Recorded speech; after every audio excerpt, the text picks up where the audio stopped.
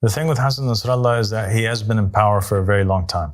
We know that he was the leader of Hezbollah. Yes. We know that he was basically a follower, and he was receiving his funding from Iran, and he was a follower of Khamenei. We know that it is impossible that all of these years passed from 1999 until the day that he died, and he did not hear about Ahmed Al-Hassan the Yamani, and did not hear about the will of the Prophet Muhammad sallallahu alaihi wasallam, or didn't hear about this dawah. And because he didn't pledge allegiance to it, and we know that he heard about it, then it meant that he rejected it.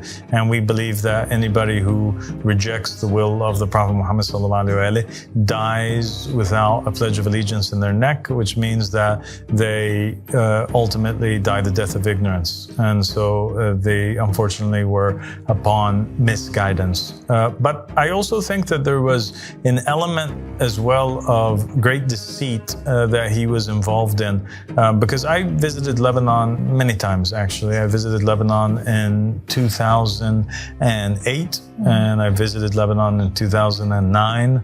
And I remember when I was walking around in the streets, they were passing out these booklets. And these booklets were talking about like the characters of the end times, and they were basically indoctrinating the Lebanese people to believe that Hassan Nasrallah and Khamenei and these guys were characters of the end time, like good characters of the end time. They were teaching that Hassan Nasrallah was the Yamani. And this was taking place while he was pretty much in charge of Lebanon. I mean, Hezbollah was really in charge of Lebanon at the end of the day. And he allowed this idea to take place. He didn't reject that notion or that idea. He rejected Ahmed Al-Hassan. He rejected the Qaim of the family of Muhammad.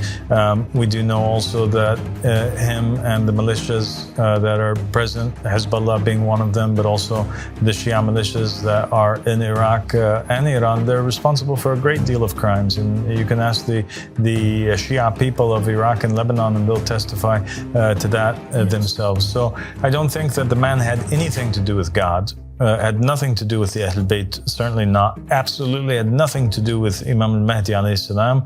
And Allah and His Messenger were innocent of them. And so that's my opinion of him. Other than that, he's been returned to God now, and God is the one who is judging him.